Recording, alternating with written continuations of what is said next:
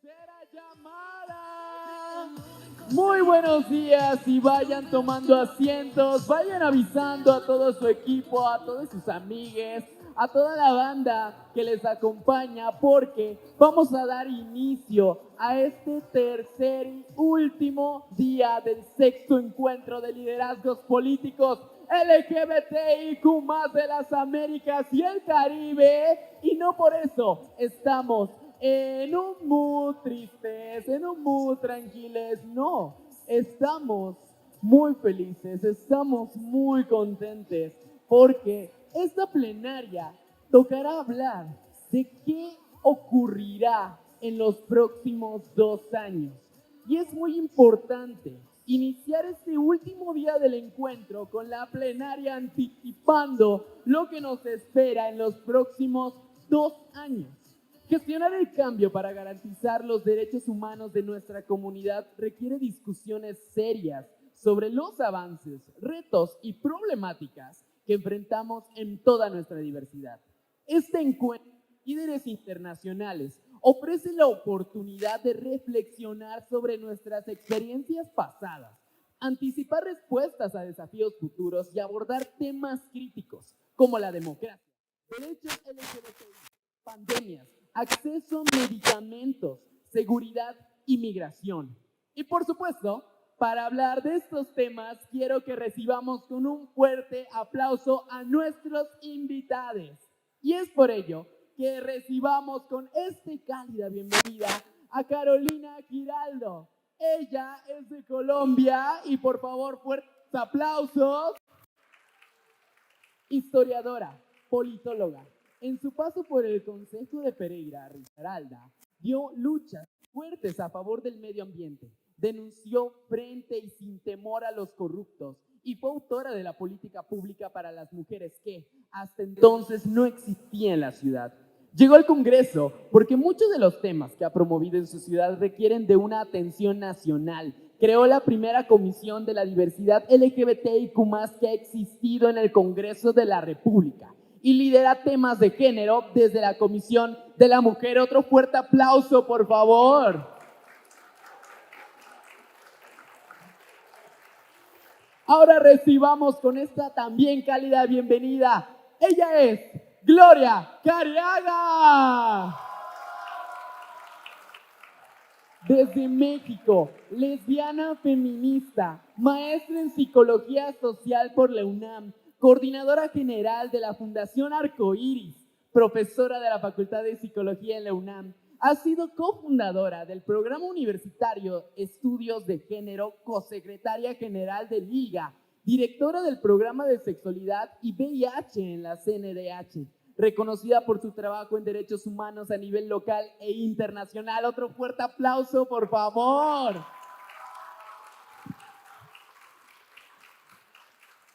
Recibamos cordialmente y de igual forma a Simi Larra desde Brasil. Secretaria Nacional por los Derechos de la Población LGBTIQA+, que forma parte del Ministerio de Derechos Humanos. Ella es la primera secretaria nacional travesti del gobierno brasileño. Sí, es la afiliada al Partido de los Trabajadores. Fue la primera coordinadora general travesti para la promoción de los derechos LGBT de la Secretaría de Derechos Humanos de la Presidencia de la República en el gobierno de Dilma Rousseff, y también coordinó el programa Transciudadana del Ayuntamiento de Sao Paulo. ¡Fuerte los aplausos también para ella!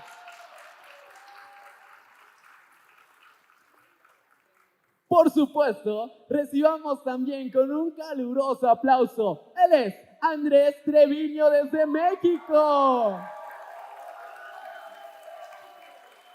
Defensor tapatío de derechos humanos, centrado en la promoción de políticas públicas de inclusión, igualdad y no discriminación de la población LGBTTIQ+.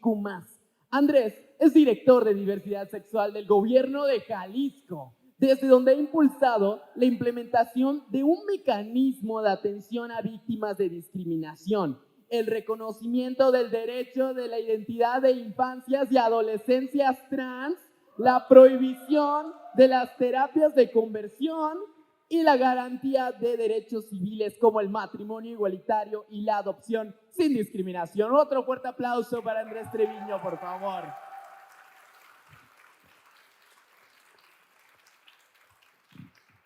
Y en la moderación recibamos con otro fuerte aplauso desde España, José María Núñez, por favor.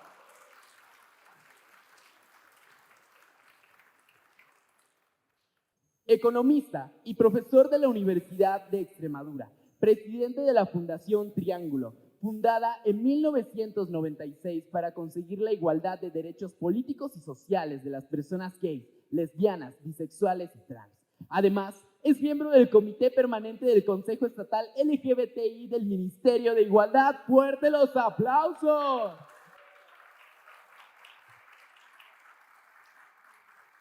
Por último, pero no menos importante, fuerte los aplausos porque él viene desde Brasil, Javier Constante. Ha sido presidente del DOE en Brasil y América Latina desde finales del 2019. En el 2022, Javier Constante recibió el trofeo de los premios OUTIE por primera vez en la categoría Defensor Global del Año LGBTIQ por su liderazgo en iniciativas para incluir a las personas LGBTIQI+, y en el mercado laboral. El ejecutivo también fue incluido una vez más en la lista Top 100 de ejecutivos LGBT más reconocidos por la lista de modelos a seguir LGBT sobresalientes en el 2022, donde ha sido mencionado por tercera vez consecutiva. ¡Fuerte los aplausos! Y de esta manera damos inicio. El micrófono es todo suyo. Bueno, muchas gracias. Creo que se escucha bien. ¿Sí? Muy buenos días. Buen día. Bienvenidos, bienvenidos, bienvenidas, bienvenides. Vamos a comenzar. Bueno, y muy obrigado. Muchas gracias por estar aquí a pesar de anoche. Muchos, muchas, haber acabado muy tarde. Que lo sabemos. Tenemos control. Bueno. Muy buen día, muy buenos días y obrigado a los 5 panelistas, las 5 panelistas por estar hoy aquí. Por supuesto, a vosotros, vosotras, vosotres. Para mí es un inmenso honor estar aquí. Creo, no sé si me equivoco, si hay alguien más que salude, pero creo que soy el único que viene de España, me parece. Es un honor saludaros y...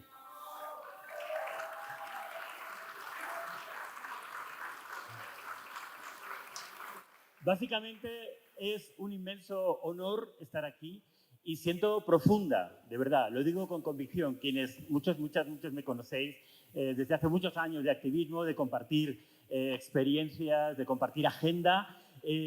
Siento profunda admiración por el trabajo que hacéis y por la capacidad que tenéis como región, como continente, de comunicar, de dialogar, de reuniros, de encontraros. Os aseguro, lo decía ayer y antes de ayer con muchos de los que he podido conversar, amigos, amigas, amigues, en estos 2 días previos, estamos en el cierre, como nos han dicho bien antes. Siento profunda admiración por este encuentro porque creedme que este tipo de diálogos tan grandes de continente, con 45 países aquí reunidos, 45 países, y casi 700 personas, o incluso alguna más. He oído varias cifras, pero rondaban las 700 personas, ¿no? Algo así me dice Iván. Algo más de 700 personas.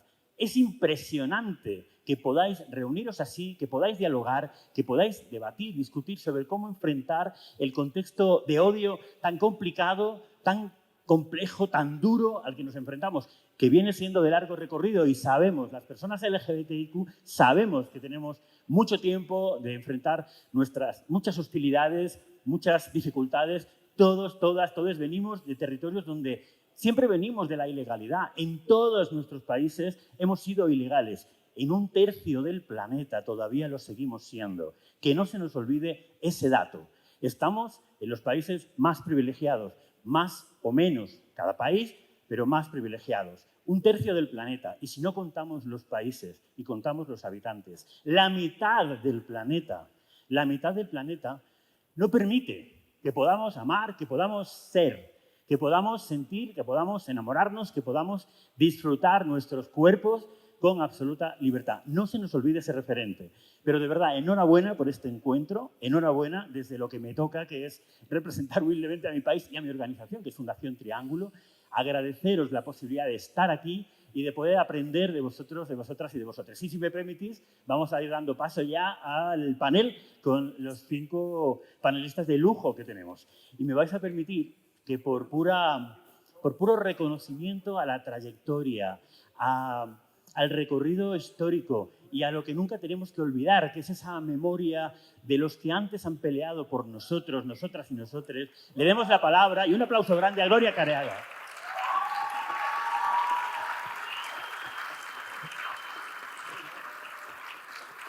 Además, no podemos olvidar que ella es, igual que Andrés, del país anfitrión. Hombre, parece bastante razonable que, si os parece, arranquen la conversación ellos dos, ¿vale? Vamos a darle la palabra primero a Gloria, y después a Andrés y luego el resto de los intervinientes, pero vamos a introducir mínimamente la cuestión. El planteamiento, solo como una pequeña orientación inicial, sabéis que hay varias cuestiones. Vamos a hablar en este panel sobre cómo podemos enfrentar los retos a los que hoy en día se enfrenta nuestra agenda. Hablamos de un ambiente de odio creciente, de muchísima hostilidad, todos lo estamos viendo.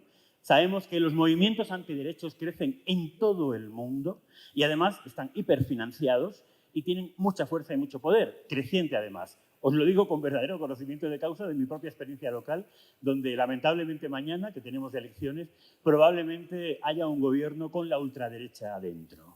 Esperemos que no sea así, esperemos que toda vuestra energía esté en que eso no pase, igual que nos estamos peleando para que así sea en nuestro país. Pero lo cierto es que vivimos en un entorno en el que en todos los países, en todo el mundo, desde luego en los países que están aquí representados, Colombia, Brasil y México, y también los vuestros, los míos, los nuestros, crecen los delitos de odio y, peor que eso, antes crecen y se legitiman los discursos de odio.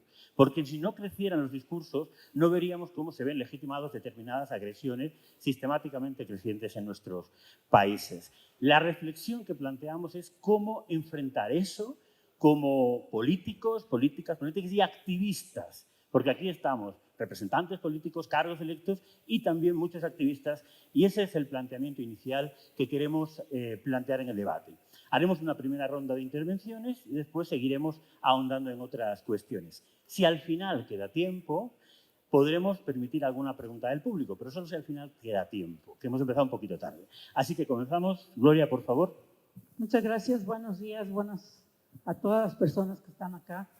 Primero, quiero agradecer la oportunidad de estar en este panel, realmente compartir el espacio con representantes de gobiernos de países que están haciendo un gran esfuerzo realmente por marcar una ruta para la región. Me parece que es un privilegio, ¿no?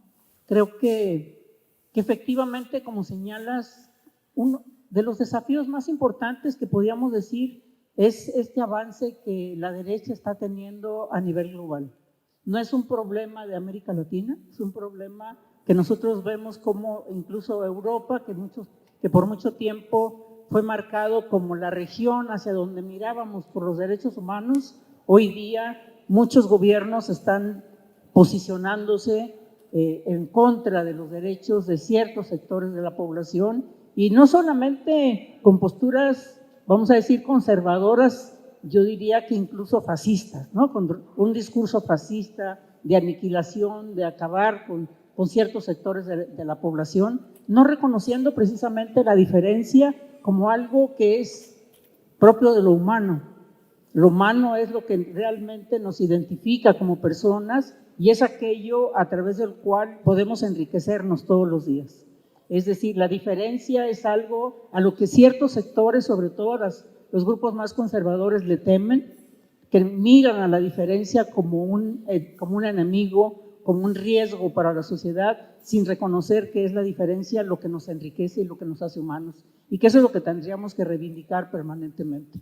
Y en ese sentido me parece que desafortunadamente para América Latina podríamos decir que la definición de quiénes son los gobiernos que van orientando una perspectiva de mayor inclusión, de mayor respeto, de derechos humanos, podríamos decir, en general, cada vez se convierte en una situación más compleja incluso de entender, de analizar, porque hoy día ser de izquierda o ser de derecha parece que ya no tiene sentido, ¿no?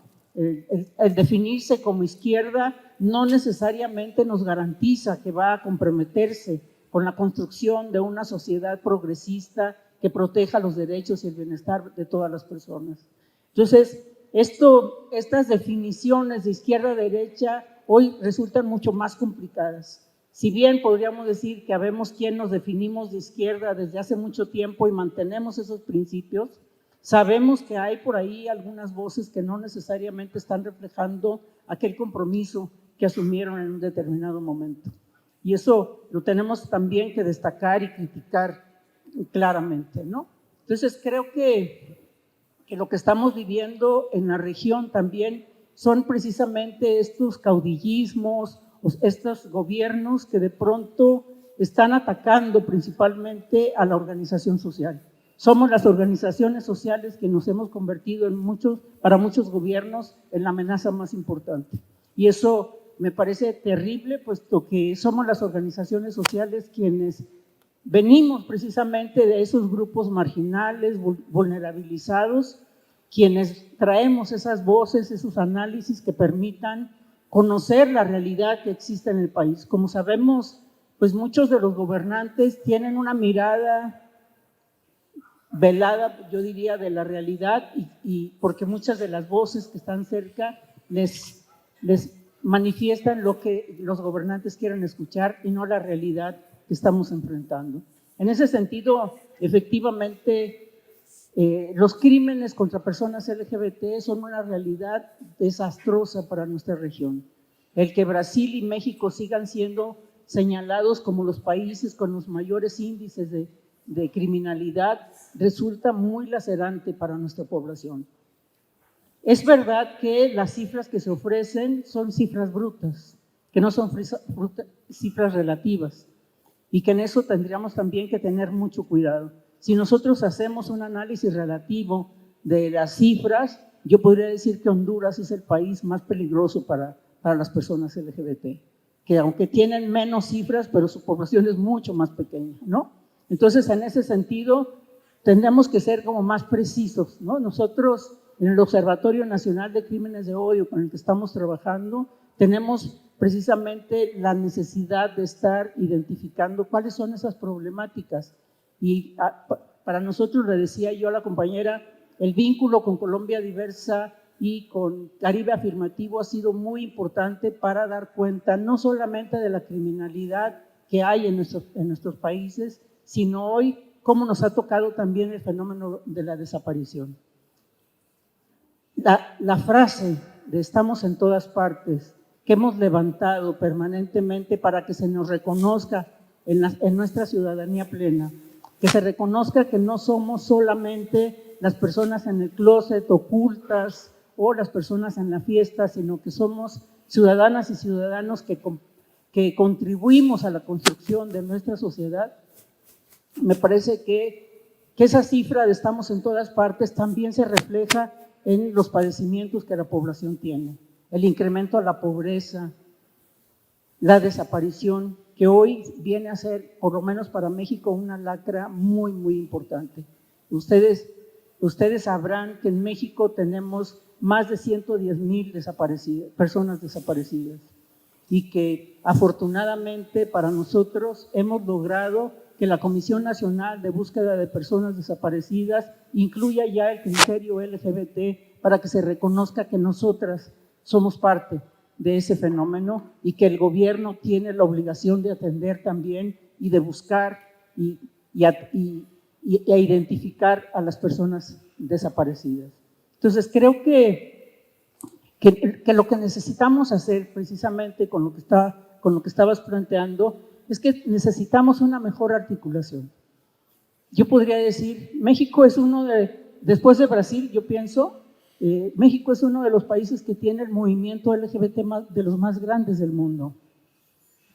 Brasil, por supuesto, tiene una organización mucho más amplia, mucho más sólida que nosotros, pero el que en México se celebren alrededor de 180 marchas de orgullo en junio, nos está hablando de la cantidad de gente que organiza esa marcha. ¿Cuántas organizaciones están involucradas para organizar ese número de marchas?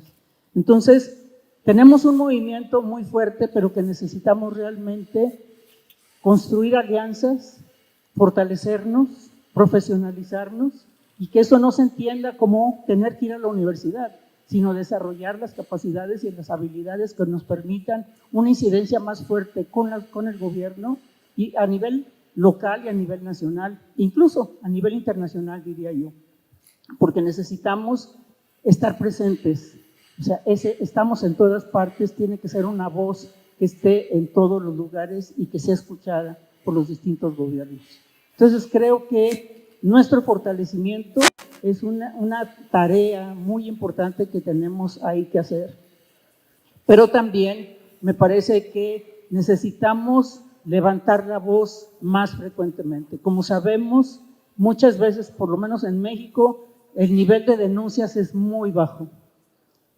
Y en ese sentido, el tener estas redes, el Observatorio Nacional de Crímenes de Odio tiene 64 organizaciones y ya en varios de los estados tiene sus propias redes para estar monitoreando qué es lo que ocurre en cada uno de los estados. Entonces necesitamos tener esa voluntad de estar alertas, de denunciar, de levantar la voz y de decir aquí estamos y demandamos. Yo creo que esa es una tarea muy importante, además de los vínculos que podemos establecer con otros movimientos sociales. Solos no vamos, o sea, siempre decimos no estás sola. Esa es una frase también que llama a acompañarnos, ¿no? Entonces, nosotros como movimiento LGBT solos no vamos a llegar a ninguna parte. Somos una fuerza, sí, pero necesitamos fortalecernos con otros movimientos. El movimiento de derechos humanos, el movimiento feminista, el movimiento afro, el movimiento indígena. No, yo creo que tenemos muchos recursos con los que podemos dar pasos firmes, pero eso también necesita de nuestro propio fortalecimiento, del reconocimiento de nuestro propio racismo, sexismo que tenemos al interior de nuestras fuerzas. Muchas gracias.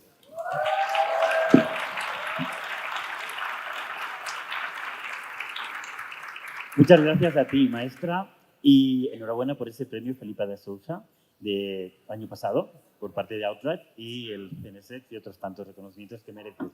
Bueno, seguimos en México. En este caso, toma la palabra Andrés Treviño. Él dirige actualmente la política LGBT en Jalisco, pero también tiene una trayectoria activista como muchas de nosotros y nosotros en este tiempo. Andrés, cuando quieras.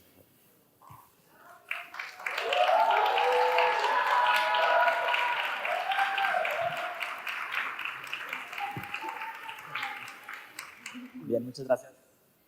¿Me se escucha? Sí. Muchas gracias, José, por la presentación y bueno, a todas las que hicieron posible este encuentro, que sin duda ha sido fabuloso poder reunirnos y interlocutar, conocer lo que están haciendo en otros países. Yo me voy profundamente inspirado por la delegación brasileña, por lo que están haciendo en otros países, por cada una de ustedes en Colombia también. Y bueno, creo que ese es el éxito de un espacio como este, ¿no? Que podamos nutrir nuestras luchas a partir de reconocernos entre nosotras y de tomar lo valioso de cada una de sus formas de hacer política, que son todas bellas y todas importantes. El nombre de este panel, ¿no?, parte de la premisa de anticipando lo que nos espera en los próximos 2 años. Y yo creo que no podemos hablar del futuro sin entender profundamente el presente y reconocer el pasado. Hoy tenemos en México la oportunidad histórica de derrumbar las barreras para ocupar los espacios que históricamente nos han sido negados. Pero esto no es casualidad, es el resultado de al menos 45 años de incidencia política constante. Recordemos que en 1978 el Frente de Acción Homosexual Revolucionaria irrumpió en la celebración del Día de la Revolución Cubana, un evento importante para el Partido Comunista Mexicano en aquellos años, y desde entonces empezó a presionar para que en las elecciones federales de 1982 hubiera candidaturas de personas abiertamente homosexuales. Así es como la campaña de Rosario Ibarra de Piedra, la primera mujer candidata a la presidencia en México, se nutrió de muchas diputaciones de personas en ese momento abiertamente homosexuales en la Ciudad de México, en Tijuana, en Colima y también, por supuesto, en Jalisco. A lo menos desde 1982 hemos estado en la boleta, pero desde entonces y hasta ahora hemos estado subrepresentadas en los órganos donde se toman las decisiones. Así como en el 82 hubo esta campaña, recordemos que en los 90 el PRD surge con un compromiso para la diversidad sexual, de donde emana pues, la diputación de Patria Jiménez, la primera mujer abiertamente lesbiana diputada en nuestro país.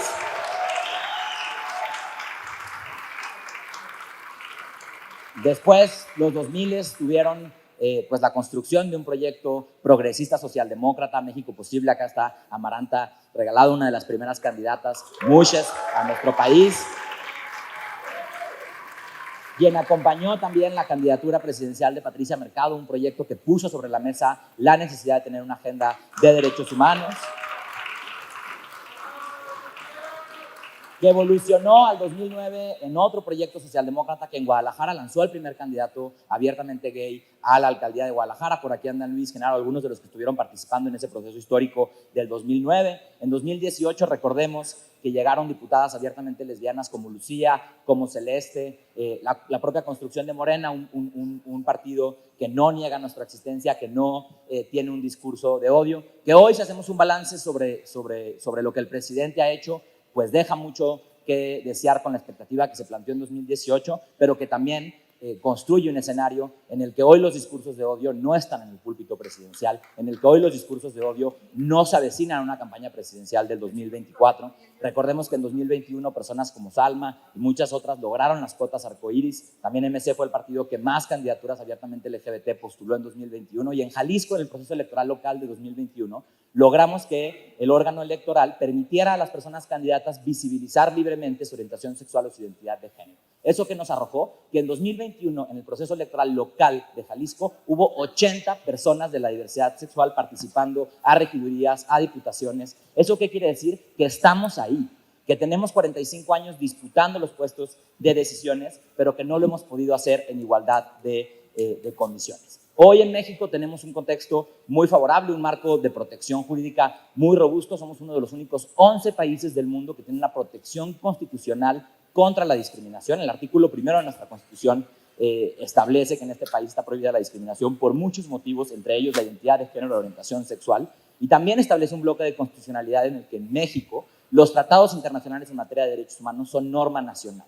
Y eso nos ha permitido tener estrategias de litigio estratégico que hoy han hecho que el matrimonio igualitario sea una realidad en los 32 estados del país. El matrimonio igualitario es un derecho asegurado en todo el país, pero también 21 estados tienen ya asegurado el derecho a la identidad de género de las personas trans. 15 estados han prohibido ya las mal llamadas terapias de conversión, y vemos que recientemente al menos 3 estados han estado legislando acciones afirmativas en la ley electoral. Hablo de la Ciudad de México, de Querétaro y recientemente Jalisco. Esta incidencia es palpable, esta incidencia es real. ¿Y por qué es importante que ocupemos los espacios? Y voy a hablar de Jalisco como ejemplo.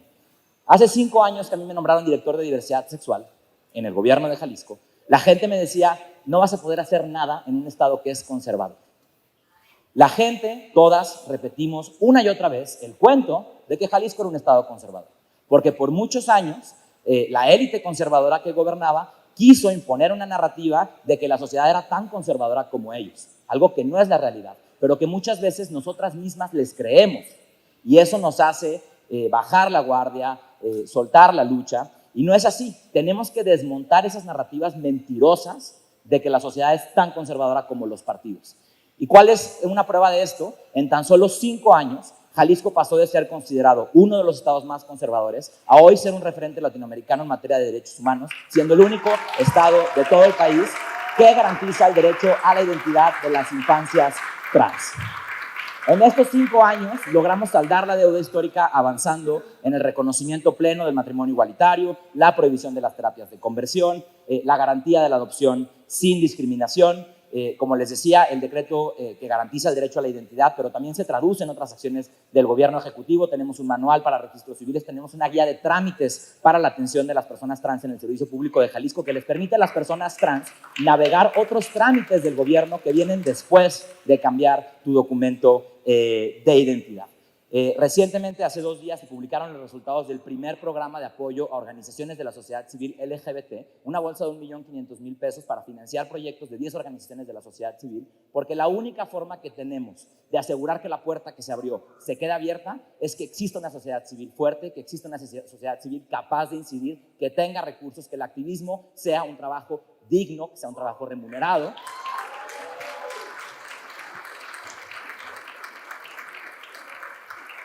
Que el gobierno recupere la confianza en las organizaciones de la sociedad civil que se ha perdido en el gobierno federal en los últimos años. Hace poco hicimos una encuesta de la mano de YAJ, una organización con la que hemos trabajado muchísimo para alcanzar todo esto que les enuncio. La encuesta sobre diversidad e inclusión en el Servicio Público de Jalisco es una encuesta que nos da muchísimos datos, pero nos arroja un dato que para lo que estamos discutiendo hoy es súper contundente. Esta encuesta nos arrojó que en Jalisco 1 de cada 8 servidores y servidoras públicas se identifica como parte de la población de la diversidad sexual. Esto quiere decir que estamos en todos los espacios, que siempre hemos estado ahí, pero que muy probablemente muchos de este 1 de cada 8 trabajan en el servicio público desde el closet. Recordemos que hoy en México el 50% de las personas no es abierta acerca de su orientación sexual en el trabajo. Y entonces, ¿qué tenemos que hacer? Romper el silencio, permitirle a las personas de la diversidad sexual ser servidoras públicas con orgullo. Y si hemos podido avanzar todo esto en Jalisco, pues no es solamente gracias a mí, no es gracias a un partido, no es gracias a un gobierno. Me gustaría que todas las personas que son de Jalisco, que son muchas, se pongan de pie.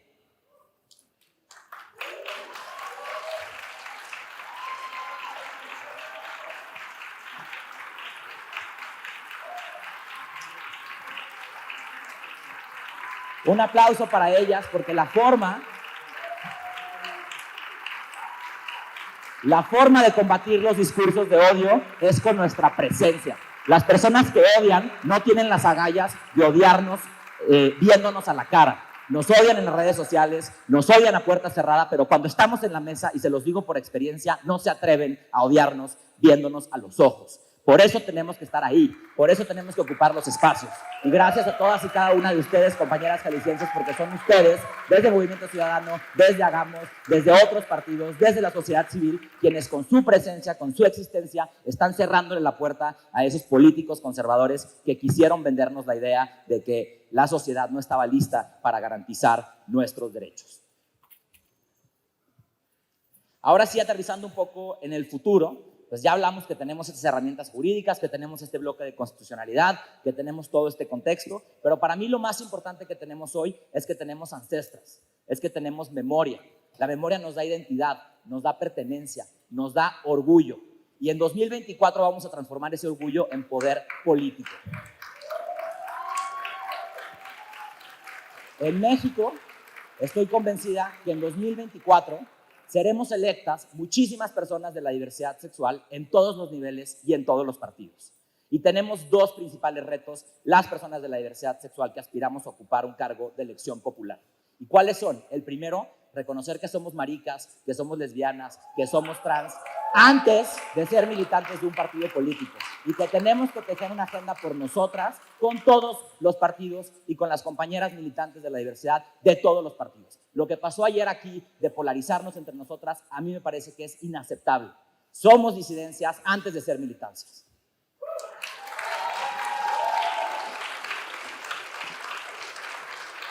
Y el segundo reto que tenemos, y con esto termino mi primera intervención, es que las personas de la diversidad sexual debemos dar un paso y pasar de hablar sobre nuestras agendas, sobre nuestros derechos, a poder incidir en las conversaciones más grandes que este país necesita. Estoy hablando de seguridad social. Necesitamos asegurar una agenda política que nos permita a todas llegar a viejas con un techo, llegar a viejas con una pensión, llegar a viejas con una seguridad social, con un sistema de salud que no tenga desabasto. Necesitamos cuestionar nuestro modelo económico, ponerles impuestos a los ricos, tener más presupuesto público para financiar estrategias que erradiquen las brechas de desigualdad, y lo tenemos que hacer de la mano de la sociedad civil. Tenemos que tener una discusión sobre la seguridad, tenemos que terminar con la maldita militarización que afecta primero a quienes ya estábamos en una condición de desigualdad. Y por supuesto que tenemos que poner sobre la mesa el cambio climático. No hay derechos si no hay planeta. Ya lo veíamos con una encuesta que hizo Jack. El impacto diferenciado de las crisis sanitarias, como lo fue la del COVID, es mucho más crudo en aquellas poblaciones que ya estábamos en una condición de desigualdad. Entonces, demos el paso y pasemos de garantizar nuestros derechos a incidir en las grandes conversaciones que en este país son necesarias y que no se están teniendo. Muchísimas gracias.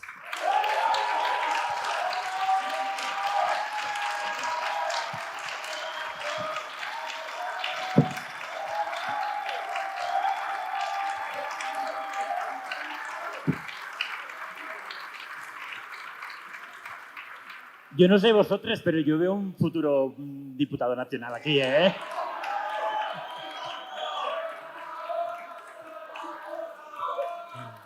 Gracias, de verdad, gracias, Andrés.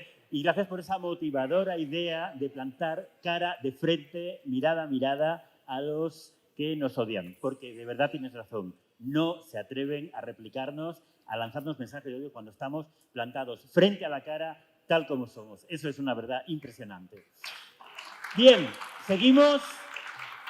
Y de México, este maravilloso país que nos acoge, vamos a pasar a otros dos países que también ahora tienen una situación favorable después de haber pasado por momentos muy complicados a lo largo de su historia.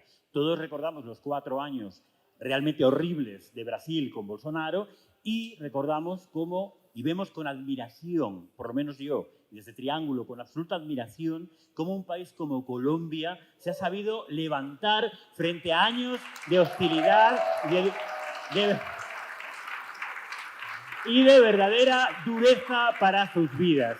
Os aseguro que como organización es un honor acompañar a varias organizaciones. Me permito destacar aquí con inmenso cariño a los compañeros y compañeras de Caribe Afirmativo, porque han hecho como sociedad civil un trabajo realmente emocionante, realmente emocionante. Pero el trabajo activista y civil, que es fundamental para el crecimiento de Colombia y para ser referente de cómo se construye un país y cómo se construye la diversidad desde la paz, reconociendo la diversidad en el acuerdo de paz, que es un hito, porque no hay otro documento en el mundo que reconstruya y haga crecer a todos los ciudadanos de un país incorporando la diversidad sexual LGBTI. Hoy, para representar a este país, está aquí con nosotros Carolina Giraldo. Tuve la suerte de conocerla anoche tomando unas copas en la embajada de mi país y ella, aparte de política y de lesbiana visible, es una tremenda comprometida con los derechos LGBT porque ha sido la promotora de los planes de diversidad y de las políticas públicas, no solo en su propia ciudad, sino también en Colombia y ahora, como diputada electa, también ha promovido la creación de una comisión LGBT dentro del Parlamento. Creo que nos interesa mucho escucharte, así que por favor, Carolina, cuando quieras.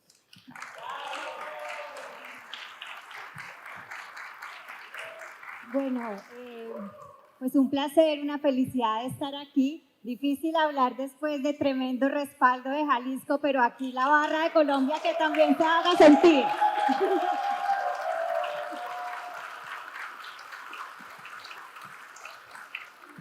Bueno, yo quiero hablarles un poquito de contexto para luego pasar específicamente a la pregunta que se nos hace que tiene que ver con qué hacer con esta movida antiderechos o de discursos de odio que se está planteando en algunos de nuestros países o en todos nuestros países.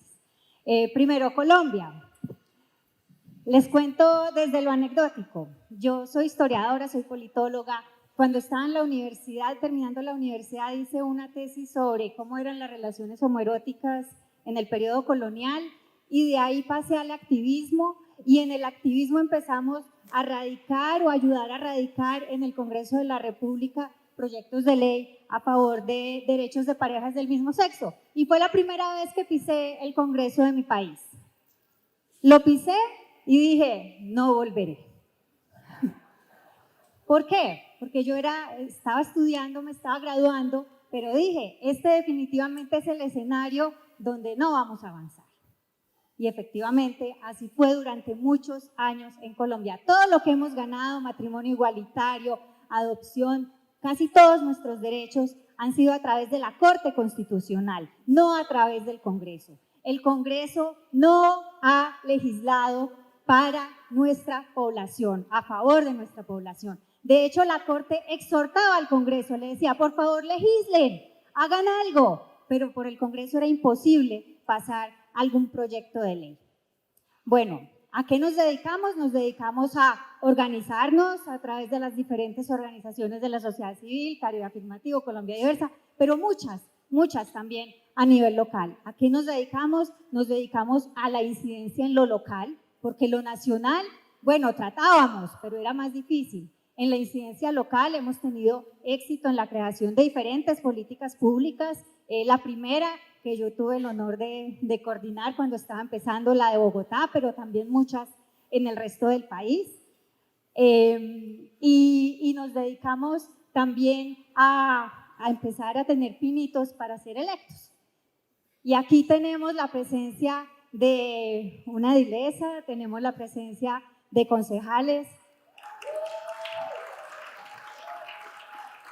Yo fui concejala de mi ciudad, Pereira, después de estar en Bogotá decidí volver a mi tierra y fui concejala de mi ciudad, donde promovimos la política para la equidad de género, para la diversidad sexual, que hoy es una realidad también. Pero lo nacional nos parecía muy difícil, seguía siendo ese terreno árido.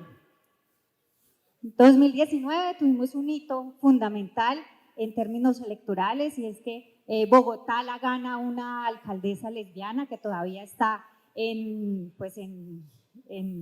funciones hasta diciembre de este año. Y bueno, llegó la hora finalmente de tener un gobierno pro derechos a nivel nacional.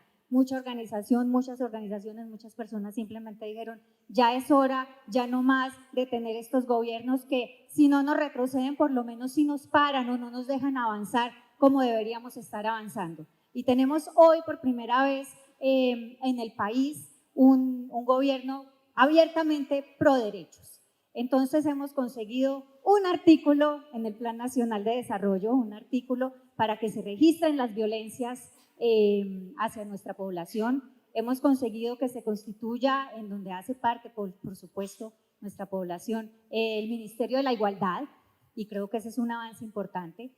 Hemos conseguido que haya más personas abiertamente LGBTIQ+, como parte del gobierno. Entonces tenemos un ministro de Justicia que es abiertamente gay, tenemos un director del ICETEX que estaba por acá, Mauro Toro, que fue congresista y ahora es director del ICETEX, tenemos cónsules como el que está en México, y bueno, eso hace que también este asunto de estamos en todas partes, también estamos en todas partes del gobierno. Y lo que pasó en el Congreso es que, aunque antes habíamos tenido unos antecedentes muy importantes como el de Mauro Toro o el de Angélica Lozano, es decir, unos electos importantes representantes, eran muy poquitos. Y las elecciones pasadas logramos tener una bancada la más grande de la historia, y gracias a eso, cuando yo llego al Congreso, como parte de esa bancada, digo, pues hay que crear una comisión para que nos articulemos, para que articulemos con sociedad civil, para que empecemos a ver qué es lo que hay que hacer y qué es lo que hay que hacer, que queremos hacer para saldar esa deuda de un Congreso que nunca ha hecho nada por nuestra población, a pasar a tener un Congreso que por fin legisle a favor de nuestra población. Y ese es el gran reto que tenemos en Colombia. Entonces, en este momento estamos pasando un proyecto de ley de prohibición de terapias de conversión, procesos que hay que recoger, legado de Mauricio Toro, que con orgullo llevamos desde la comisión y que ya pasó comisión primera. En el Congreso anterior ni siquiera se había logrado discutir. Aquí ya se discutió y tuvo una primera aprobación. Nos faltan todavía 3 debates, mucha barra, por favor, desde toda América Latina, porque necesitamos sacar esto adelante. Y estamos trabajando con la sociedad civil para pasar también una ley integral trans. Y esas, digamos, que serían las 2 apuestas importantes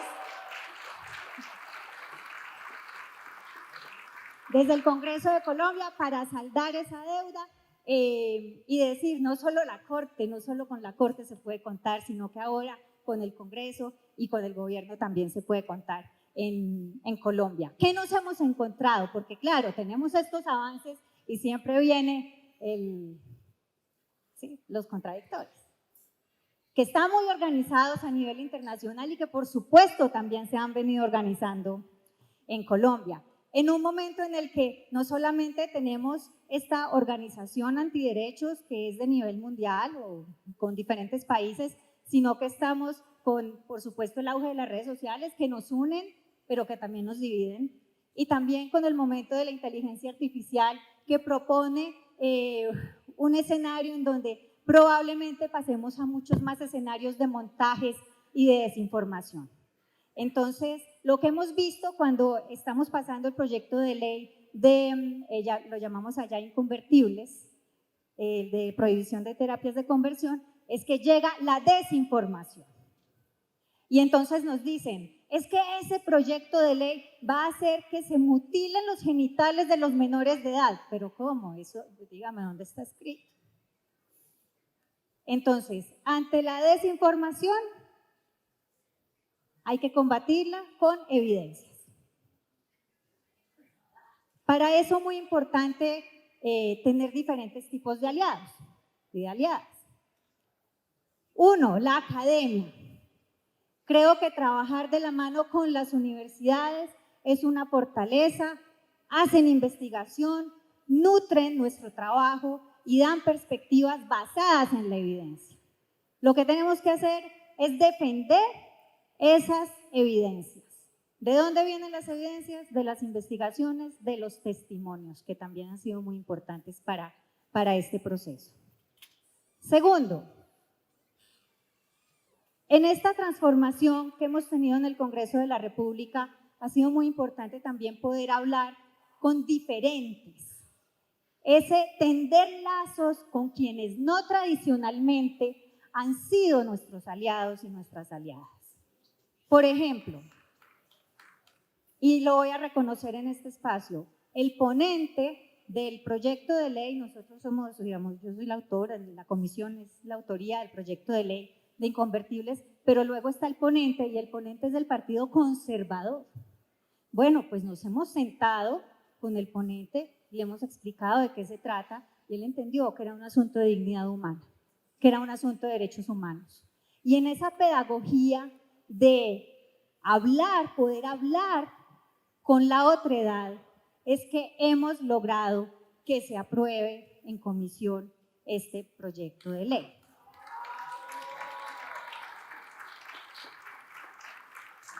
Buscar alianzas donde nos parece que de pronto no las podemos encontrar, pero que están, y aquí hemos hablado de algunas alianzas que son evidentes, con la población afro, con la población indígena, claro que sí, pero tal vez hay que buscar un poco más allá. Y entonces, cuando hablamos de temas de terapias de conversión, a veces creemos que todas las iglesias estarían apoyando que no se prohíban. No, resulta que siempre, y en Colombia hemos tenido iglesias aliadas que han sido muy importantes para dar a conocer otras visiones desde la fe que nos permiten decir, esas terapias de conversión ni siquiera las aprobaría Jesucristo.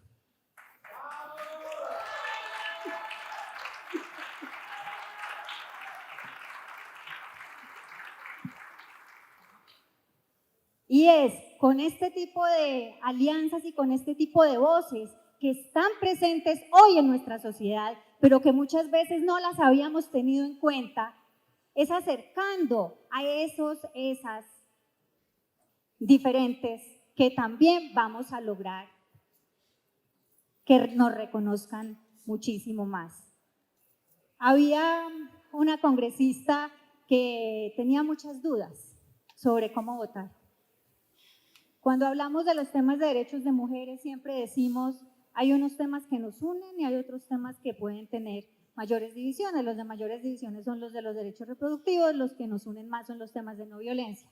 Ella no lograba entender si el proyecto era un proyecto parecido a lo de digamos, lo que nos divide o lo que nos une. Finalmente logró entender que era un proyecto que nos une. Y yo creo que ese tipo de pedagogía va a ser muy importante, no solamente con los sectores afines que ya tenemos de este lado, sino también ir ganando espacios en esos otros sectores en donde cada persona en su familia tiene un caso de una persona LGBTIQ+, que seguramente no ha sabido cómo aproximarse a ese caso.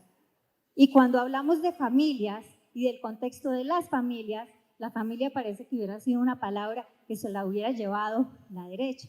Hablemos de familias, desde nuestras familias, pero no dejemos que el término se quede con ellos solamente unos sectores.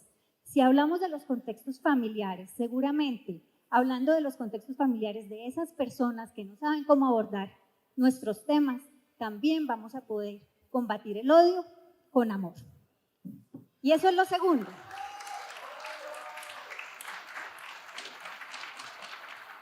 Primero, las mentiras se combaten con evidencias. Y segundo, el odio se combate con amor, mostrando que estas son las luchas desde los afectos, que también tenemos, somos familias y queremos ser reconocidos, reconocidas como tales. Muchas gracias, diputada.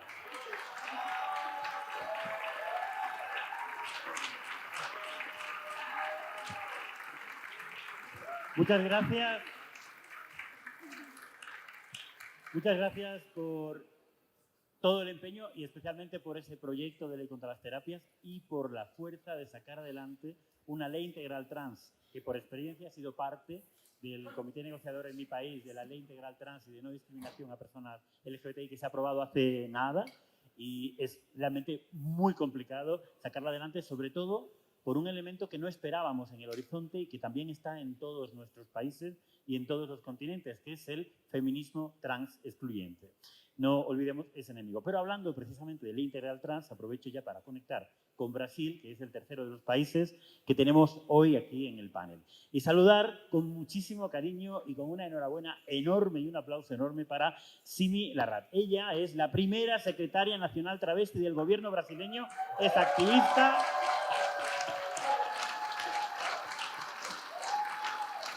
Y además, desde enero de este año asumió como parte del Ministerio de Derechos Humanos, del cual forma parte, creo que la primera mujer trans que forma parte del gobierno, si no me equivoco. Enhorabuena y tuya es la palabra. Gracias. Disculpa que te hable en español, pero mi portuñol no es mucho bom para falar contigo en público.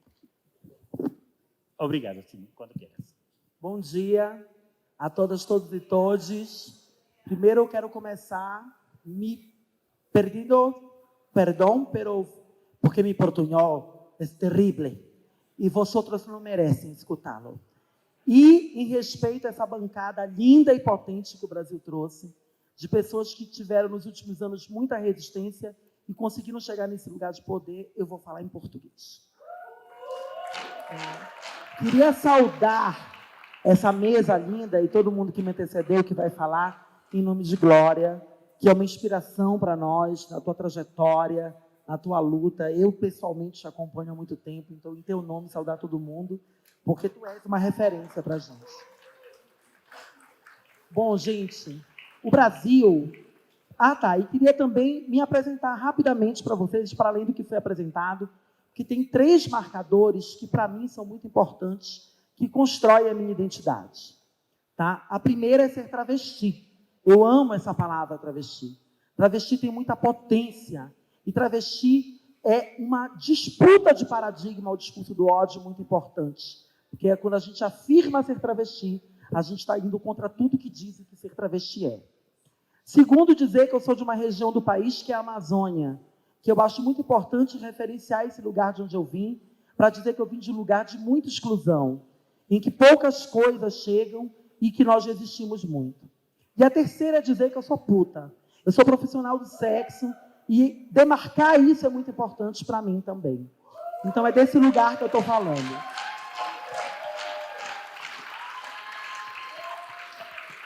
Para além disso, dizer para vocês que nós vivemos, no último período, o pior pesadelo, em que o discurso de ódio estava no poder e verbalizando contra nós de uma maneira muito voraz. E que se hoje o governo Lula chega dando uma resposta e dizendo: nós vamos ter o maior espaço da burocracia, o maior lugar de poder da burocracia estatal do mundo, criando uma Secretaria Nacional, se deve a uma coisa. Do pior momento e no pior pesadelo, nós não saímos das ruas. O movimento LGBTQIA+, no Brasil ficou nas ruas, permaneceu nas ruas. É por isso que eu estou aqui. É por isso que hoje eu estou secretária nacional.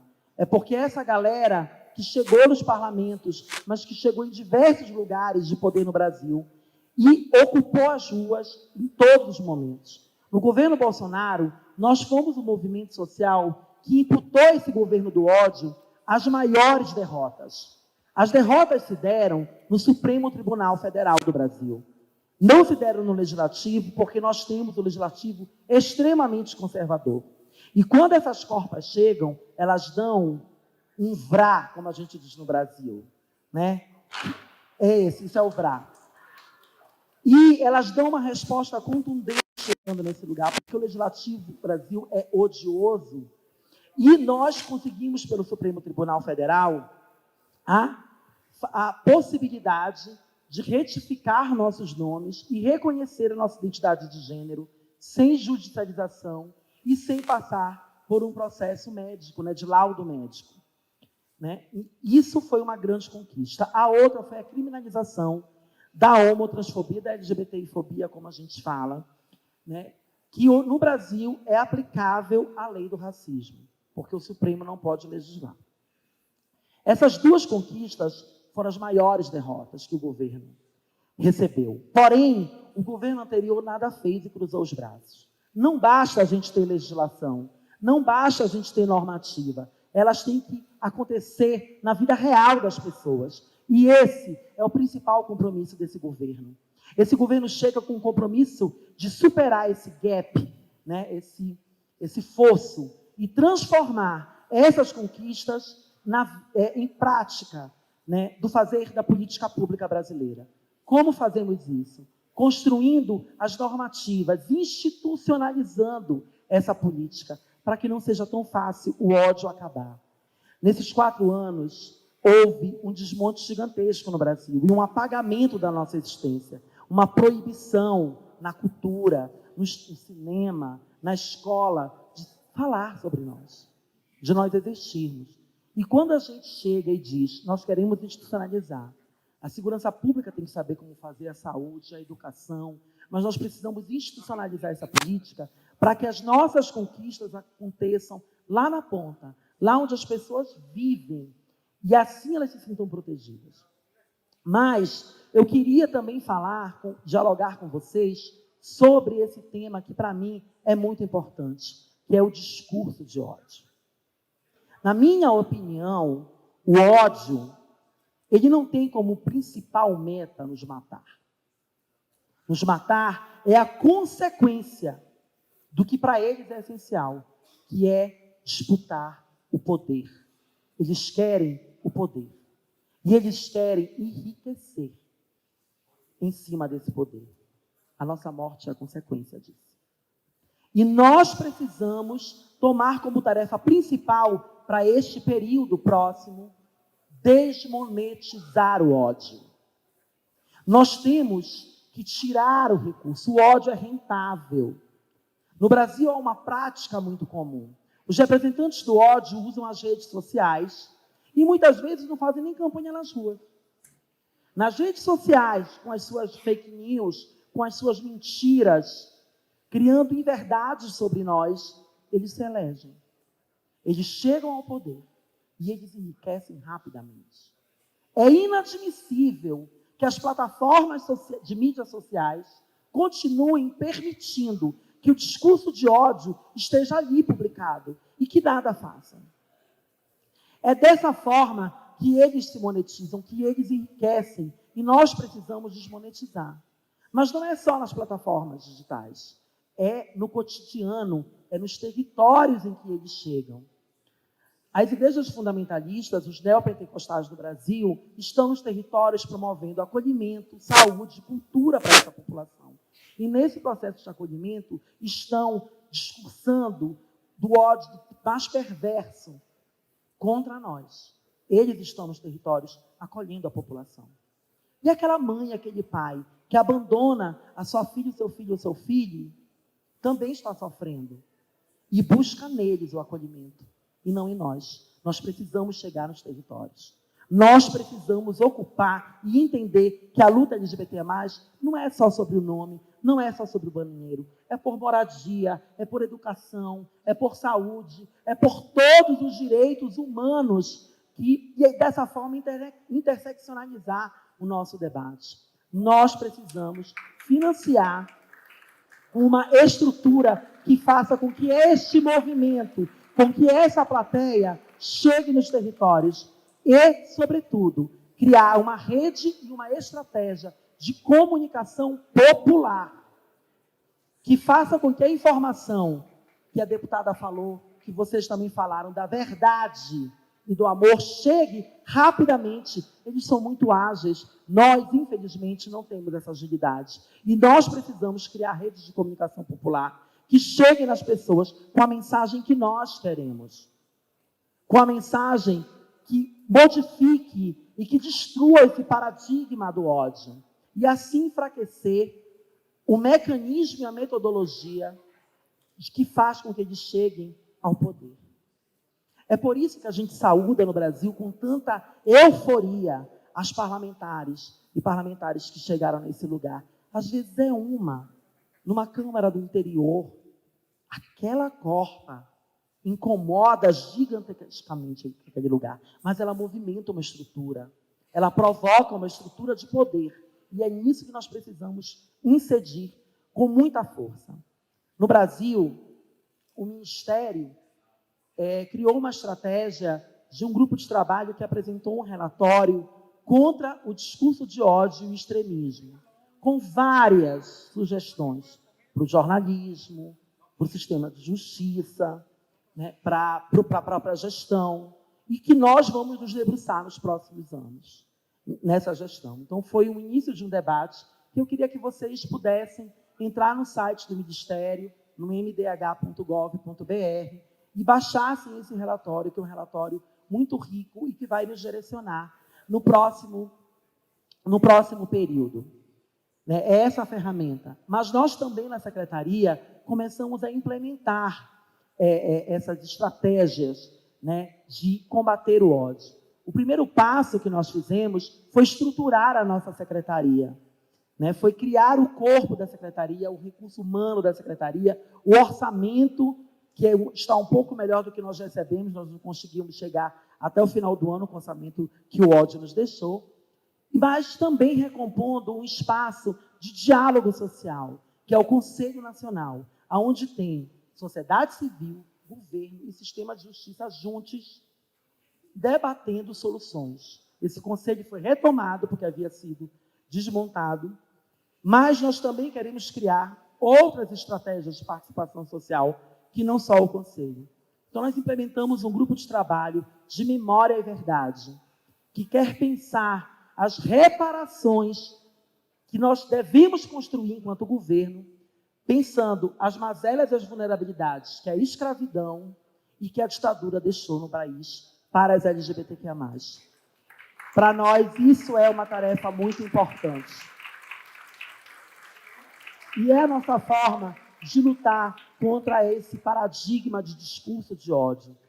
A estratégia de discurso de ódio, ela é muito nítida, gente. Não só no Brasil, mas em todos os países, porque o movimento ele é muito similar.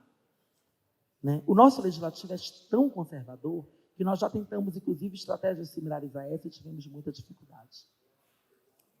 Mas a gente precisa pensar a estratégia que desmonte essa estrutura e que faça com que a nossa mensagem chegue. Então, nós chegamos e fomos à maior parada do Brasil, que é a Parada de São Paulo, que é uma das maiores do mundo, e lançamos uma campanha que, pela primeira vez, o governo fala: pessoas LGBTQIA+, vocês existem e são importantes para nós. E é o governo federal falando isso, não é a secretária falando isso. Então, isso tem uma importância de comunicação muito grande e muito importante. E eu quero dizer que nós também não vamos ficar só no Brasil, nós não podemos ficar olhando só para nós. Nós queremos construir um diálogo e é fazer uma meia-culpa mesmo, né? Uma autocrítica. O Brasil, ele olha muito para outras regiões, mas nós queremos fazer uma imersão na América, sobretudo na América Latina, e dizer para nossas irmãs, contem conosco. Se nós estamos num lugar tão alto de poder na estrutura, nós queremos ir em todos os lugares e conversar com vocês e fazer uma troca potente para incidir não só na nossa militância, mas nos governos da América Latina, para dizer que é possível que nós tenhamos o espaço que nós merecemos na estrutura de poder e que nós consigamos, assim, construir pontes para que, de mãos dadas, nós tiremos deles o que eles têm. A disputa é, sobretudo, é para se manter viva, sim, é para comer, é para trabalhar, é para morar com dignidade. Mas a nossa estratégia central é disputar o poder com o ódio e tirar o poder do ódio e tirar a riqueza do ódio para que essa riqueza seja socializada para todas nós. Muito obrigada.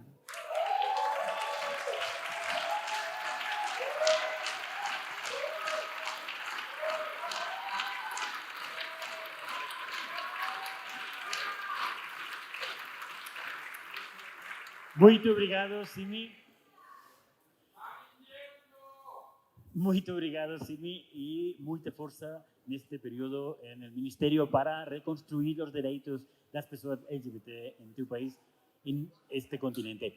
Vamos a continuar al final tendremos la intervención de Javier Constante para cerrar el panel, pero ahora me gustaría preguntaros a los 4 intervinientes también una cuestión que emerge a partir de este crecimiento de los discursos de odio que estamos comentando y estamos reflexionando.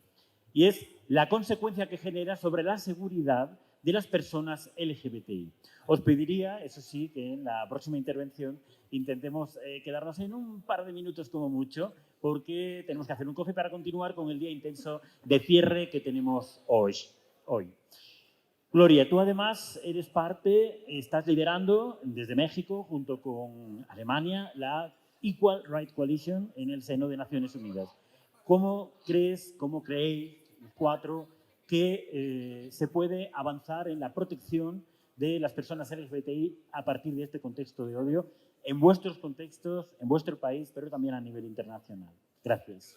Yo creo que el desafío que tenemos para realmente avanzar en el reconocimiento de las personas LGBTI en el mundo y sobre todo la garantía de nuestros derechos es todavía un desafío mayor.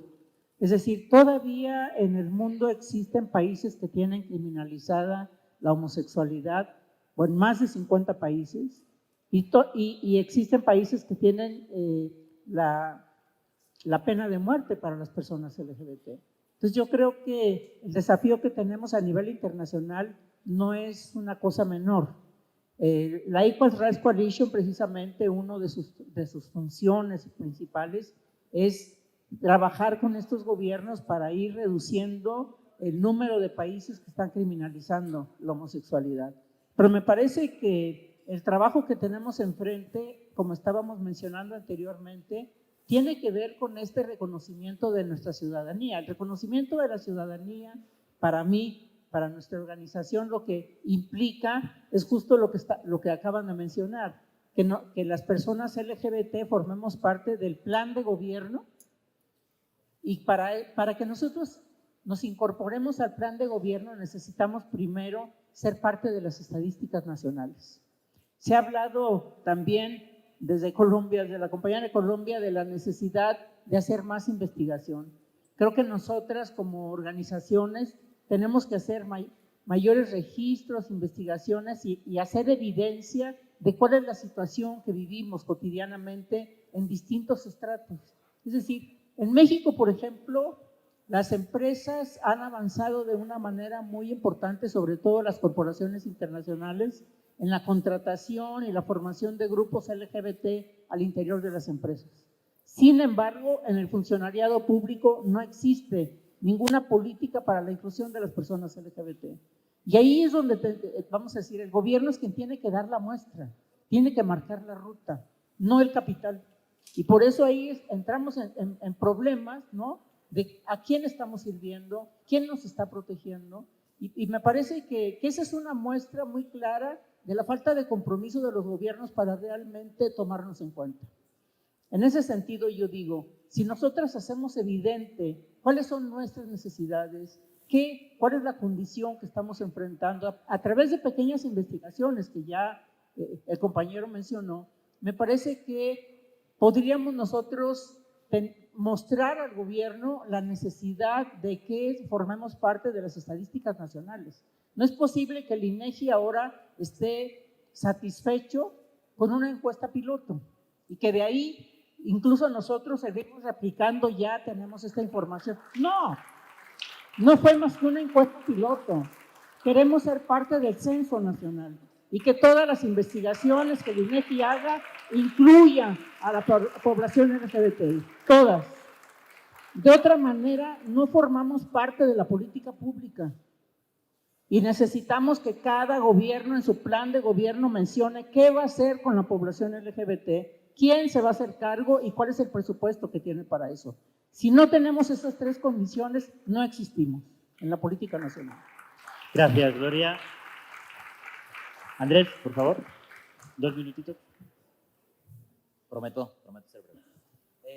Yo creo que, bueno, lo primero es que tenemos que reconocer que en México, a lo menos, no es la misma situación en todos los países, en México, a lo menos, los discursos de odio hoy son un discurso de derrota. ¿Quiénes los promueven? Carlos Leal, Eduardo Verástegui, América Rangel, personas que ni siquiera en sus partidos están siendo exitosas. Porque la virtual candidata del PAN es Xóchitl, que no tiene un discurso antiderecho, que no tiene un discurso de odio. Entonces, quienes promueven el discurso de odio es una patada de ahogado, buscando arañar una candidatura que como al mapache con el algodón de azúcar se les va de las manos, ¿no? Pero algo que es muy importante es, aunque sepamos que hoy esos discursos son de derrota, no tenemos que dejarlos pasar. Y ahí yo quiero aprovechar este espacio para reconocer a alguien a quien respeto muchísimo y admiro, que es Alma Luébano, que hoy tiene a Cuadri y a Teresa Castel sancionados por violencia política en razón de género y no van a poder participar en el proceso electoral del 2024. Eso es lo que tenemos que hacer política, estar en las calles, pero también litigio estratégico. Y esa lección de estas 2 sanciones por violencia política en razón de género son un precedente importantísimo que tendríamos que estar llevando también a conversaciones locales. Tenemos que fortalecer observatorios, tenemos que asegurar que haya sanciones no punitivas al discurso de odio. Pensar que meter a la cárcel a alguien por discriminar es un error. En un país con una crisis penitenciaria profunda, de nada nos sirve estar mandando a la gente a la calle. Necesitamos sanciones administrativas, necesitamos limitar su participación política y necesitamos legislar ante el odio en todo su ciclo. Hoy, por ejemplo, en Jalisco tenemos agravantes por odio a los delitos de homicidio y lesiones. Hoy reconocemos el odio cuando llega a su consecuencia más fatal y no reconocemos el odio en su inicio del ciclo, en burlas, en chistes, en comentarios, en discursos de odio, en agresiones simbólicas. Necesitamos legislaciones que reconozcan todo el ciclo del odio y que nos permitan detenerlo antes de que llegue a consecuencias fatales como las que suceden todos los días en este país. Necesitamos reconstruir el CONAPRED. El CONAPRED ha sido desmantelado en estos últimos 6 años. Necesitamos refinanciar el CONAPRED, que haya dinero para educación, que haya publicaciones nuevamente impresas. El odio, como dicen, se combate con verdad y se combate con amor, pero necesita presupuesto también. Y también necesitamos tener una conversación en la que sean los municipios quienes tengan la facultad y la capacidad de sancionar la discriminación que sucede en el ámbito privado. Sabemos que el 60% de las situaciones de discriminación suceden en comercios, en espacios que tienen permisos por parte de los municipios para operar. En 2003 le apostamos al CONAPRED, esta gran figura nacional que hay que fortalecer, pero tenemos también que empezar a tener espacios similares en cada uno de los municipios del país. Para lograr todo esto, necesitamos que los partidos políticos tomen nuestra participación política con seriedad, no por tómbola, no por lealtad militante. Necesitamos que los partidos le apuesten a poner perfiles que tienen la capacidad de trazar una agenda política. Yo cierro con una invitación. En México estamos en la antesala de un proceso electoral que va a ser muy importante. Encontrémonos, reconozcamos, salgamos a hacer política juntas, por nosotras, por las personas que queremos, hagamos una política de amor y de afecto y hagamos una política sin vergüenza y con muchísimo orgullo. Gracias, Andrés. Carolina, ¿cómo lo ves desde Colombia? Bueno, intentaré ser breve. Efectivamente estamos teniendo un ascenso de crímenes o de violencias hacia personas LGBTIQ+ en nuestro país, desafortunadamente. Frente a eso, un poco que hemos planteado, primero el artículo que metimos desde la Comisión Arcoíris en el Plan Nacional de Desarrollo precisamente tiene que ver con prevención, atención, rutas de atención, monitoreo. Esto significa tener registros, es decir, tener esas estadísticas que hoy no existen con este enfoque diferencial, pero además poder tener una defensa judicial. Es decir, muchas veces, y esto en Colombia está establecido para las mujeres, cuando hay violencias de género se puede tener un defensor de oficio y esto está pago por el Estado, pero para nuestros casos no era así. Y esto quedó incluido también para lograr tener esa defensa judicial para los sectores LGBTIQ+. Eso por un lado. Por otro lado, estamos promoviendo que se haga un gran estudio desde el Ministerio de la Igualdad sobre el estado de los derechos de las personas LGBTIQ+, esto como línea de base de la política pública nacional que el gobierno pasado expidió en un decreto, pero que realmente hicieron poco. Ahora hay que hacer un nuevo plan de acción y en ese plan de acción está estipulado este gran estudio para que sepamos realmente qué está pasando en nuestro país. Algo así lo hicimos en la Alcaldía de Bogotá, una gran línea de base para saber cuál es ese diagnóstico, desde dónde empezamos, y sería muy importante saber para tener indicadores claros de hacia dónde queremos avanzar. Y por último, un trabajo específico con la Fiscalía. En la Fiscalía General de la Nación hay un pequeñísimo grupo que se encarga de los temas de género y diversidad. Yo he venido reuniéndome también con este grupo porque es muy importante que ese trabajo no se quede en Bogotá y que logre llegar a las diferentes regiones del país, porque muchas veces simplemente cuando las personas van como víctimas a poner la denuncia, muchas veces ni siquiera se les recibe la denuncia. Y entonces este sistema judicial también necesita tener esos cambios para poder tener una denuncia eficaz, para poder tener prevención por el lado de lo que tenemos que hacer desde el cambio cultural y desde el gobierno nacional, y también cuando desafortunadamente suceden los casos, tener la atención oportuna y la posibilidad de una defensa con calidad. Muchas gracias, Carolina. Simi, las personas trans habéis sido especialmente receptoras del odio. Sois especialmente receptoras del odio.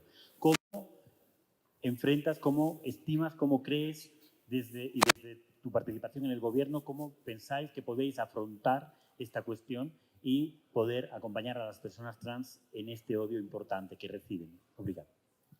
Bom, gente, agora eu vou falar um pouco o que nós estamos fazendo para a gente superar essa realidade, né, e promover um pouquinho, tá, gente? É só spoiler que eu vou dar aqui, tem mais coisa aí pela frente.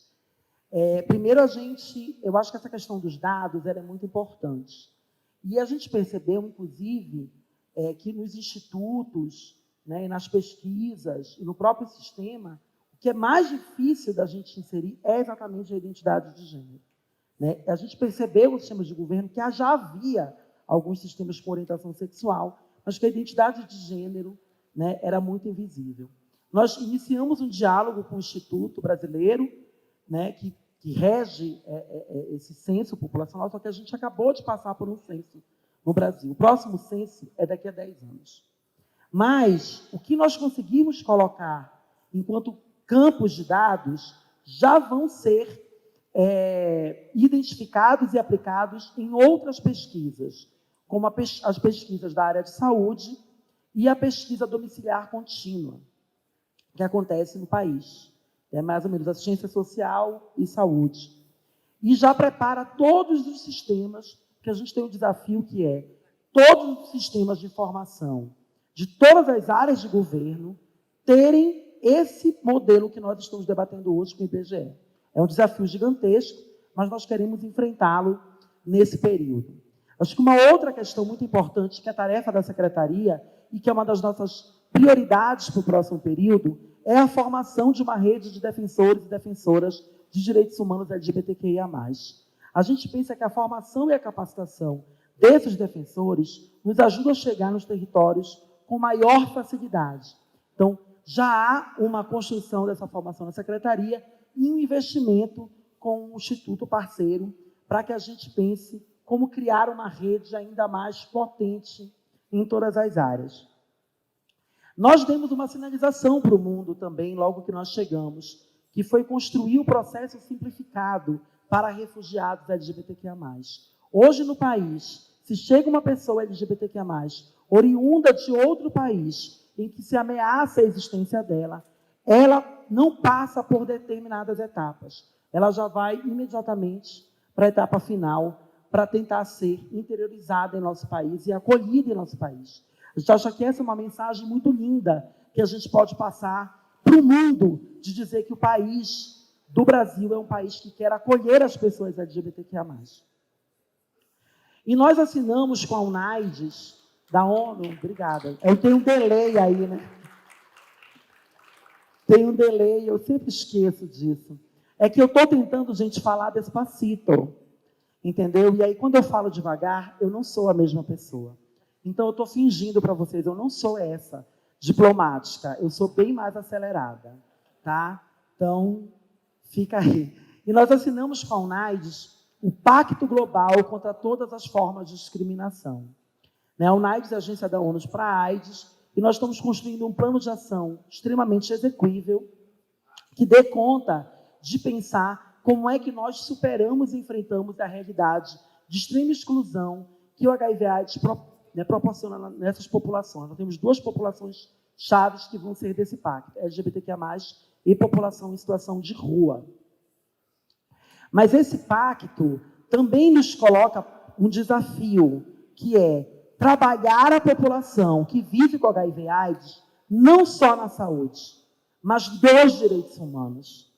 A gente precisa introjetar essa pauta como uma pauta de direitos humanos, porque as vulnerabilidades promovidas pelo estigma e pela violência geram ausências na vida dessas pessoas, que são questões que os direitos humanos têm que se debruçar, e não só a saúde. E nós queremos trazer o debate da população que vive com HIV/AIDS no Brasil, mas também, e por isso está no nome da nossa secretaria, a questão das pessoas intersexos como uma questão não só de saúde, mas de direitos humanos, e a gente quer introjetar isso no fazer da nossa política pública. Então, esses são alguns desafios que nós temos para o próximo período e que nós queremos colocar como principais. E, para finalizar, a gente ressalta a estratégia de pensar um programa nacional de enfrentamento à violência. A primeira tarefa é criar as normativas que eu falei, mas a segunda é investir, não só em viaturas e armas, mas investir numa ação de prevenção com os movimentos sociais, com os estados e municípios, que pensem a prevenção e o diálogo para uma outra realidade de enfrentamento à violência, que não perpassa só pelas estruturas que a segurança pública já trata no país. Obrigada. Muito obrigado, Ximena.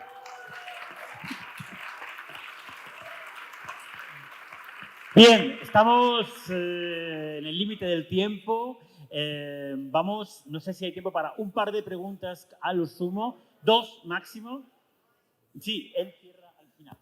Pero si hay un par de preguntas, 2 máxima, y se responden juntas, por favor. Sí, gracias. Una por allí, la siguiente, Amaranta y ya.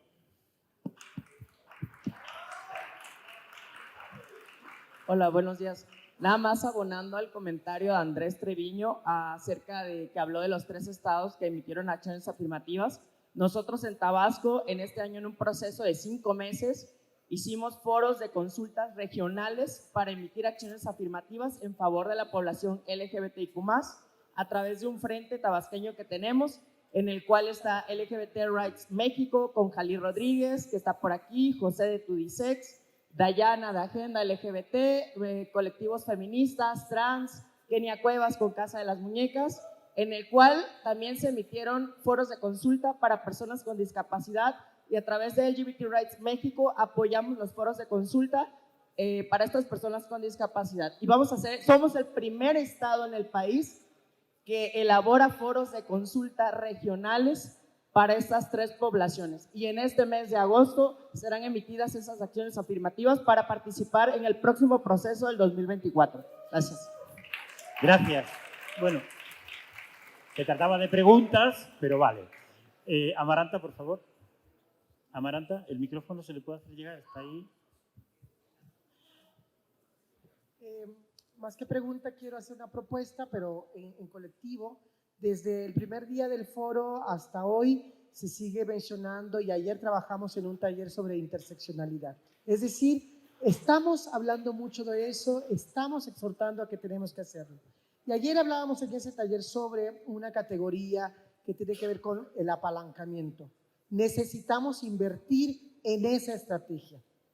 Entonces, si ya es urgente e imperante a salir a aliarnos con otros que tienen dudas hacia nosotras, que tienen preguntas, entonces creo que podríamos empezar a pensar en un foro regional de prácticas de interseccionalidad.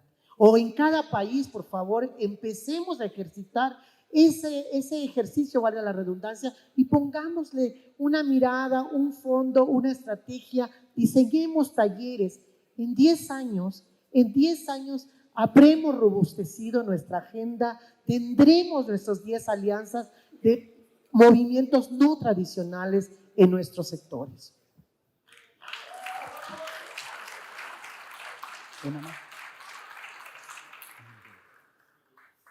Gracias, Amaranta. La interseccionalidad, sin duda alguna, es el gran tema que tenemos por delante para abordar.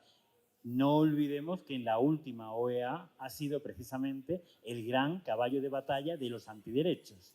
Pero bueno, gracias a los dos. ¿Hay alguna? Como no habéis hecho preguntas, vamos a permitir un par más. Por favor, que no sean de México, que el resto habéis acopado demasiado. A ver, una por aquí, la compañera. Una pregunta aquí. Una. Perú, adelante. Muy buenos días, soy Gabriela Mariño de Perú, una organización trans Ángel Azul. Tengo una pregunta para la compañera de Brasil.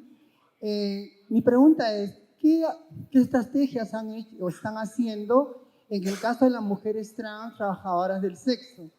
¿Están haciendo un trabajo, digamos, político abiertamente o están recabando recién datos? Porque sabemos perfectamente que a nivel Latinoamérica las mujeres trans, casi el 90% estamos dentro del ejercicio del trabajo sexual y somos violentadas, discriminadas por las instancias policiales y por las instancias institucionales. Gracias. Brevemente, Simi, brevemente, por favor. Te agradeço, tá, pela pergunta, porque me permite falar sobre 2 coisas. A primeira, no Brasil, há serviço no Sistema Único de Saúde que permite a chamada transição de gênero, desde a hormonização às cirurgias. Esse serviço está desatualizado, não tinha mais investimento nos ambulatórios, existem cerca de 20 no país, né, nos estados, e nós estamos atualizando esse serviço para credenciar novos ambulatórios no país. E nós, da Secretaria, que estamos acompanhando esse processo também, estamos construindo com a Organização Internacional do Trabalho um programa de empregabilidade, educação e renda, que tem como foco principal a população trans, para toda a população LGBTQIA+, mas tem como foco principal da maior parte do acesso a esse programa as pessoas transgêneras e as pessoas negras LGBTQIA+. Esses recortes são muito importantes e eles se baseiam num programa que eu coordenei e ajudei a implementar na cidade de São Paulo, chamado Transcidadania. Então, se alguém quiser pesquisar, é um programa que concede bolsas a pessoas trans para elas retomarem a sua jornada educacional e se prepararem para o mundo do trabalho. Então, já é um programa exitoso, que é o maior orgulho da minha vida, já é um programa exitoso que nós queremos implementar a nível nacional e temos como parceiro inicial a Organização Internacional do Trabalho. Gracias, Simi. Y pido disculpas por no poder dar más turnos de palabra porque el tiempo corre y porque además vamos a concluir este primer panel del día de hoy. Tenemos todo un día por delante para seguir dialogando con las palabras de Javier Constante. Él viene de Brasil, él vive actualmente en Brasil, pero es argentino y tiene nacionalidad española, con lo cual en realidad puede tener una representación multinacional hoy aquí. Él ha sido presidente de Down en Brasil y América Latina desde finales de 2019 y además tiene un premio importante que es el Defensor Global del año LGBTIQ+, por su constante defensa de los derechos LGBTIQ en el ámbito laboral, que no es una cuestión menor, es uno de los espacios vitales donde más invisibles continúan siendo las personas LGBTIQ en general en todo el mundo, incluso en países muy desarrollados. Él hoy va a darnos unas palabras de cierre de este panel. Yo te agradezco mucho tu presencia aquí. Cuando quieras, Javier. ¿Funciona? Cuando quieras. Primero, gracias por la invitación. Es muy difícil ser el último después de tantos políticos brillantes porque el tiempo que tengo marcado para hablar es como de menos 10 minutos. O sea, no tengo tiempo para hablar con ustedes. Pero ustedes se preguntarán por qué hay alguien que viene del área empresarial, de corporaciones, como fue dicho aquí, en un grupo tan político. Porque cuando queremos cambiar las cosas, también se necesita el apoyo de las empresas y también se necesita el apoyo de las corporaciones. Y me gustaría decirles que, primero, podría hablarles como por una hora, pero primero, yo me siento privilegiado porque trabajo en una empresa, Fortune 500, donde nuestro CEO es uno de los pocos abiertamente gays CEOs de empresa Fortune 500. Presidente de Dow Norteamérica es gay, yo soy gay, obviamente no abiertamente desde hace 34 años cuando comencé a trabajar en Dow porque no era el momento. Yo he vivido Argentina de represión y gobiernos políticos, gobiernos militares, perdón. Pero una discusión que hemos tenido, y aquí Simi hice una cosa para que trabajamos con un grupo trans de Brasil, el discurso de odio en los últimos 4 años era muy fuerte. Yo formo parte de una coalición de presidentes y CEOs en Brasil que defienden los derechos LGBT. Y hace 2 años yo dije, esto está muy bonito, pero hablamos entre nosotros. Nos contamos las políticas que tenemos internamente, que muchas veces son mucho mejores que las políticas gubernamentales. Y vamos en contra de las políticas gubernamentales, pero somos más flexibles en políticas trans, empleos de personas trans, porque hablamos de las personas trans aquí y la expectativa de vida en Brasil de una persona trans es 34 años. Entonces, cuando estamos contratando nosotros a los 18 años personas trans para que tengan un modo de vida sustentable para vivir y no ser prostitutas o prostitutos, estamos casi dándoles un trabajo en la mitad de su vida en expectativa. Y eso es horrible, ¿no? Porque sería como si a nosotros nos dieran nuestro primer trabajo a los 40 años. Es tan duro como eso. Mi propuesta allí, y que llevo adelante, es que todas las empresas que estamos representadas formamos parte importante del Producto Bruto de Brasil. Y lo mismo en cada uno de los países donde operamos. Si nosotros dejamos de contarnos el cuento entre nosotros y salimos un poco a practicar y soportar los derechos, perdón, a veces se me confunde con el portugués, soportar los derechos, entonces los gobiernos van a tener que escucharnos.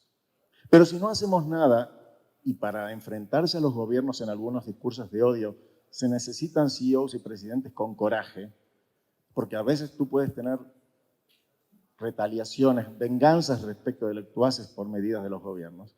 Si tú no tienes esa confianza y ese coraje, las cosas no pasan. Entonces yo creo que mi presencia aquí en este panel complementa la fantástica acción de estos políticos que han estado aquí, porque las corporaciones también formamos parte del mundo político de cada uno de los países y necesitamos mucho más presidentes y líderes con coraje para apoyar. Y entonces mi último mensaje aquí para ustedes es: conviértanse en líderes. La comunidad LGBT tiene que tener más líderes en los distintos espacios donde actuemos. Sean espacios políticos, donde aquí tenemos 4 brillantes representantes, sea en el espacio cultural, pero también en el espacio empresarial. porque al final del día representamos una gran parte del PIB de cada uno de nuestros países y podemos mover la aguja. Gracias por toda esa energía y gracias por recibirme.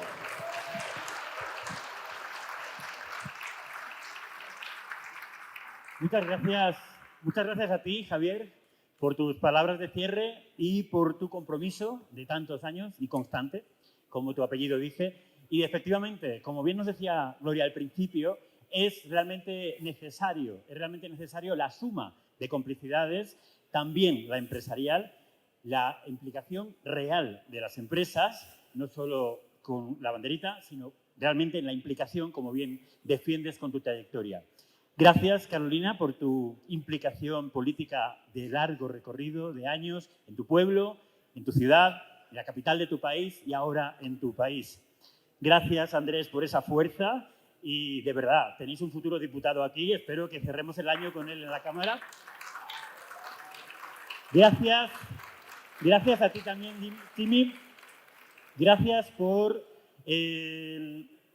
la fuerza que le das a la política que va a tener el Ministerio de Igualdad y mucho ánimo en ese país, en la gestión y el gobierno de ese país que tantas esperanzas nos genera a tantos y tantas desde fuera de vuestro país. Y gracias, Gloria, por tu implicación constante y por ser un ejemplo de implicación y de lucha activista, ahora también en la Equal Rights Coalition, desde donde abordaremos todo esto a nivel internacional como se debe. Y gracias a vosotros y a vosotras. Hemos intentado reflexionar sobre cómo abordar a lo largo de los 2 próximos años y de muchos más que vengan después, cómo enfrentar los discursos de odio crecientes y cómo seguir avanzando en la agenda de la igualdad LGBTI desde esa interseccionalidad que nos recordaba Amaranta, tan importante. Tenemos por delante un reto importante, duro, difícil, porque los antiderechos tienen más dinero que nosotros, tienen más recursos y mucho poder, pero nosotros tenemos algo muy importante, que es lo que nos decía Andrés, la verdad y nuestra fuerza personal. No olvidéis nunca, y con esto terminamos, no olvidéis nunca la importancia de la labor que hacéis en cada una de vuestras organizaciones, en vuestros pueblos, en vuestras ciudades, en vuestros gobiernos. Ayer, y con esto cierro, George Hale se emocionaba, estará por aquí, no lo sé, no lo veo, se emocionaba cuando alguien le recordaba que en el primer evento como este en Lima, alguien participó y hoy es diputado de su país. Mucha fuerza, mucha energía para seguir creciendo en igualdad, libertad y diversidad. Seguimos.